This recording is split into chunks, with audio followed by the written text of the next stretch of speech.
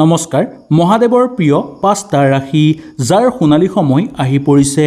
এই শাওণ মাহৰ পৰাই তেওঁলোকৰ ভাল দিন আৰম্ভ হ'বলৈ ধৰিব আৰু সকলো তেওঁলোকৰ ঘৰত উন্নতি বৃদ্ধি পাবলৈ ধৰিব। হঠাৎ ভাগ্যৰ দুৱাৰ উদয় হৈ পৰিব আৰু মহাদেৱৰ কৃপাৰ ফলত তেওঁলোকৰ সকলো মনৰ আশা পূৰ্ণ হৈ পৰিব। আহক তেনেহ'লে এই ৫ ৰাশি জাতক জাতিকাসকলৰ বিষয়ে সুন্দৰভাৱে জানি লওঁ। যদি এই ভিডিঅ'টোত আপোনালোকৰ ৰাশিটো আছে নিশ্চয় মোক তলত কমেণ্ট কৰি জনাব। ১ নম্বৰ ৰাশিটো হৈছে বৃষ ৰাশি। বৃষ ৰাশিৰ জাতক জাতিকাসকল হ'ল মহাদেৱৰ অতিশয় প্ৰিয়। তেওঁলোকৰ ওপৰত মহাদেৱৰ বিশেষ আশীৰ্বাদ সদায় থাকে। এই শাওণ মাহত এই বৃষ ৰাশিৰ জাতক জাতিকাসকলৰ কাৰণে অত্যন্ত শুভ প্ৰভাৱ নামি আহিব। আপোনালোকৰ আৰ্থিক সমস্যা দূৰ হৈ পৰিব। কৰ্মক্ষেত্ৰত আপোনালোকে ইটোৰ পিছত সিটো সুফল লাভ কৰিব পাৰিব। আয়ৰ নতুন উৎস মুকলি হৈ পৰিবলৈ ধৰিব। বুদ্ধিৰ বিকাশ ঘটিবলৈ ধৰিব। ব্যৱসায়িক বাণিজ্যৰ ক্ষেত্ৰতো প্ৰচুৰভাৱে লাভৱান হ'ব পাৰিব। চাকৰিয়ালসকলৰ উপাৰ্জনৰ বাট মুকলি হৈ পৰিব আৰু কৰ্মক্ষেত্ৰত আপোনালোকে সহযোগীৰ পৰা প্ৰশংসা লাভ কৰিব পাৰিব। নতুন চাকৰি বিচাৰি থকা বা নিবনুৱাসকলৰ কাৰণে কৰ্মপ্ৰাপ্তিৰ যোগ দেখিবলৈ পোৱা যাব। এই শাওণ মাহত মহাদেৱৰ বিশেষ আশীৰ্বাদৰ ফলত আপোনালোকে যি কামতেই হাত দিব সেই কামতেই সফলতা আৰু ফলপ্ৰসূ লাভ কৰিব পাৰিব। পৰিয়ালবৰ্গৰ মাজত শান্তি বৃদ্ধি পাবলৈ ধৰিব। দাম্পত্যৰ ক্ষেত্ৰত চলি থকা বুজাবুজি দূৰ হৈ পৰাৰ যোগ দেখিবলৈ পোৱা যাব।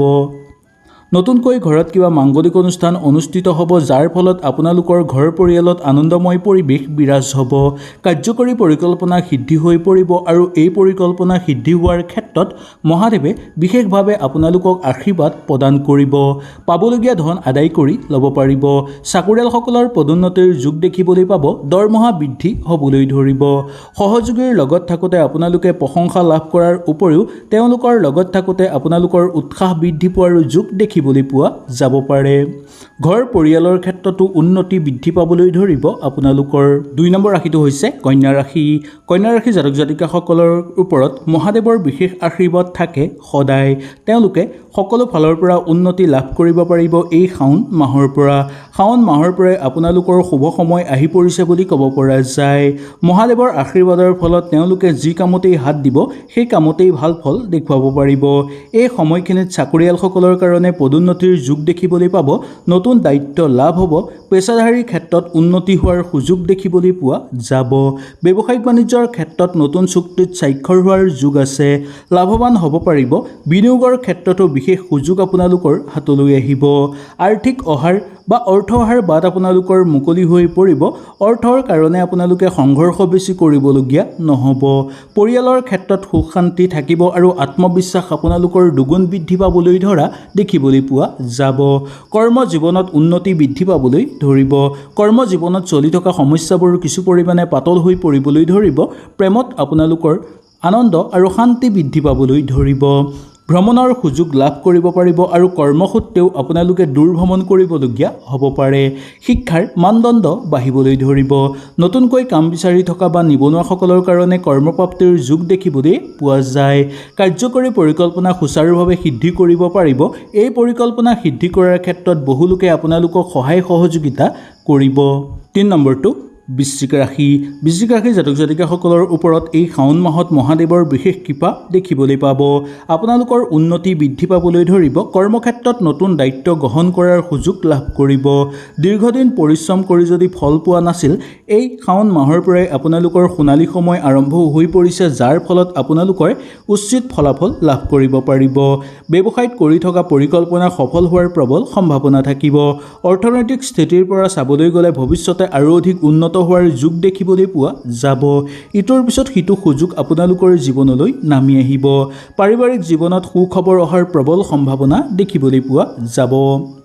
ইয়াৰ উপৰিও আপোনালোকৰ ঘৰতো ভাল খবৰ আহিবলৈ ধৰিব। বৈবাহিক ক্ষেত্ৰত আগভাগ সুন্দৰভাৱে ল'ব পাৰিব বা ঘৰত বিয়া বাৰুৰ কথা সুন্দৰকৈ আলোচনা কৰি চাব পাৰিব। চাকৰিয়ালসকলৰ পদোন্নতিৰ যোগ দেখিবলৈ পোৱা যায়। লগতে দৰমহা বৃদ্ধি হ'ব। মনৰ দৃঢ়তাৰ ভাৱটো জাগ্ৰত হ'বলৈ ধৰিব আপোনালোকৰ। নতুনকৈ ঘৰত মূল্যৱান সম্পদ অহাৰ প্ৰবল যোগ থাকিব। যদিও আপোনালোকে মূল্যৱান সম্পদ ক্ৰয় কৰিব বিচাৰে তেনে ক্ষেত্ৰতো আপোনালোকৰ কাৰণে অনুকূল হৈ পৰাৰ প্ৰবল সম্ভাৱনা দেখিব দেখিবলৈ পাব। দাম্পত্যৰ ক্ষেত্ৰত সুশান্তি বৃদ্ধি পাবলৈ ধৰিব। কৰ্মজীৱনত আনন্দ হ'ব আৰু লগতে কৰ্মজীৱনত আগুৱাই যোৱাৰ সুযোগ লাভ কৰিব পাৰিব। ধৰ্মীয় ক্ষেত্ৰত যোগদান কৰি আনন্দিত অনুভৱ কৰিব।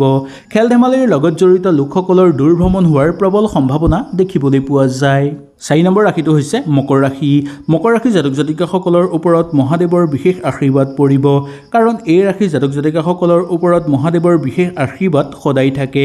এই শাওণ মাহৰ পৰাই এই ৰাশি জাতক জাতিকাসকলে বহু বেছি উপাৰ্জন কৰিব পাৰিব। দীৰ্ঘদিন ধৰি ৰৈ থকা কাম আপোনালোকৰ ফলপ্ৰসূ হৈ পৰিব আৰু অৰ্থ অহাৰ নতুন নতুন বাট আপোনালোকে বিচাৰি পাবলৈ সক্ষম হোৱাৰো যোগ দেখিবলৈ পোৱা যাব। ব্যৱসায়িক বাণিজ্যৰ ক্ষেত্ৰতো উন্নতি হ'বলৈ ধৰিব আৰু ব্যৱসায়ত যদি আগতে আপোনালোকে বিনিয়োগ কৰি থৈছিল সেই ফালৰ পৰা আপোনালোকে ভাল ফল অৰ্জন কৰিব পাৰিব। লগতে বেপাৰ বাণিজ্য আপোনালোকৰ বৃদ্ধি পোৱাৰ যোগ দেখিবলৈ পোৱা যাব। চাকৰিয়ালসকলৰ কাৰণে উন্নতি বৃদ্ধি পাবলৈ ধৰিব। সহযোগীৰ লগত থাকোঁতে আন্তৰিকতা আৰু তেওঁলোকৰ পৰা সহায় সহযোগিতা আপোনালোকে লাভ কৰিব পাৰিব। যিসকল লোকে নতুনকৈ চাকৰি বিচাৰি আছে বা যিসকল লোক নিবনুৱা তেওঁলোকৰ কাৰণে সোণালী সময় আহি পৰিছে বা কৰ্মৰ ইংগিত বা সুযোগ আপোনালোকে লাভ কৰিবলৈ সক্ষম হোৱাৰ যোগ দেখিবলৈ পোৱা যাব। ভাগ্যৰ পোনপটীয়া সহায় আপোনালোকে লাভ কৰিব পাৰিব, যাৰ ক্ষেত্ৰত আপোনালোকে আগুৱাই যোৱাৰ নতুন নতুন বাট বিচাৰি পাবলৈও সক্ষম হ'ব। ৰাজনৈতিক ক্ষেত্ৰত সুফল দেখুৱাব পাৰিব। বিদ্যাৰ ক্ষেত্ৰত শুভ হ'ব। শিক্ষাগুৰুসকলৰ স্বাস্থ্য আগতকৈ উন্নত হৈ পৰিব। ওচৰ চুবুৰীয়াৰ লগত সম্পৰ্ক আপোনালোকৰ শুভ হৈ পৰিব। দাম্পত্য আৰু প্ৰেমৰ ক্ষেত্ৰত আপোনালোকৰ অনুকূল দেখিবলৈ পোৱা যায়। প্ৰেম বিবাহৰ কিন্তু প্ৰবল যোগ আপোনালোকৰ নামি আহিছে। 5 নম্বৰটো মীন ৰাশি। মীন ৰাশি জাতক জাতিকাসকলৰ ওপৰত মহাদেৱৰ বিশেষ কৃপা সদায় থাকে, যাৰ ফলত এই শাওণ মাহৰ পৰা আপোনালোকৰ নতুন আয়ৰ উৎস মুকলি হৈ পৰিব।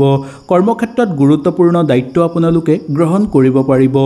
জ্যোতিষ শাস্ত্ৰৰ মতে এই সময়খিনি আপোনালোকে সিদ্ধান্ত লোৱাৰ ক্ষেত্ৰত ক্ষমতা বৃদ্ধি পাবলৈ ধৰিব, যাৰ ফলত ব্যৱসায়িক বাণিজ্যই হওক বা চাকৰিৰ ক্ষেত্ৰত গুৰুত্বপূৰ্ণ সাফল্যতা আপোনালোকৰ আহিব। সামাজিক ক্ষেত্ৰত মান সন্মান বৃদ্ধি পাবলৈ ধৰিব। আপোনালোকৰ লগতে বৃদ্ধি পাবলৈ ধৰিব পৰিস্থিতি। নতুনকৈ আপোনালোকে জীৱনত ইতিবাচক পৰিৱৰ্তন দেখিবলৈ পোৱাৰ প্ৰবল সম্ভাৱনা দেখিবলৈ পাব। সামাজিক ক্ষেত্ৰত খ্যাতি বৃদ্ধি পাবলৈ ধৰিব নিঃসন্দেহে। খেল ধেমালিৰ লগত জড়িত লোকসকলৰ কাৰণে অনুকূল হিচাপে পাৰ হ'ব। মামলা মোকদ্দমাৰ লগত জড়িত হৈ থকা লোকসকলৰ জয়ৰ সম্ভাৱনা দেখিবলৈ পোৱা যাব। শিক্ষাৰ ক্ষেত্ৰত শুভ হ'ব। প্ৰেমত শুভ হ'ব। কেৰিয়াৰৰ ক্ষেত্ৰত অনুকূল দেখিবলৈ পোৱা যায়। অৰ্থৰ উপাৰ্জনৰ উৎস বিচাৰি পাবলৈ সক্ষম হ'ব আৰু অৰ্থ ঘৰত জমা হ'বলৈও ধৰিব। ভাগ্যৰ পৰা পোনপটীয়া সহায় আপোনালোকে লাভ কৰিব পাৰিব। ভৱিষ্যতে আৰু অধিক আপোনালোকৰ দিন উন্নত হৈ পৰাৰ যোগ দেখিবলৈ পোৱা যাব। ঘৰুৱা পৰিৱেশত আপোনালোকৰ অনুকূল স্থিতি থাকিব। ঘৰত অতিথি আলহীৰ আগমনৰ ফলত ঘৰৰ পৰিৱেশ আৰু অধিক উন্নত হৈ পৰাৰ প্ৰবল সম্ভাৱনা থাকিব। যুটীয়াভাৱে যদি আপোনালোকে কিবা কাম কৰিম বুলি ইচ্ছা কৰিছে তেনে ক্ষেত্ৰতো নিঃসন্দেহে পাৰিব। হয়তো এই ভিডিঅ'টোৰ যোগেদি আপোনালোকে সুন্দৰভাৱে বুজি পালে। যদি কিবা অসুবিধা পালে নিশ্চয় মোক তলত কমেণ্ট কৰি জনাব। তেনেহ'লে আজিলৈ আপোনালোকৰ ওচৰৰ পৰা বিদায় লৈছোঁ। কালিলৈ পুনৰ আপোনালোকক লগ পোৱাৰ প্ৰতিশ্ৰুতিৰে আজিলৈ নমস্কাৰ।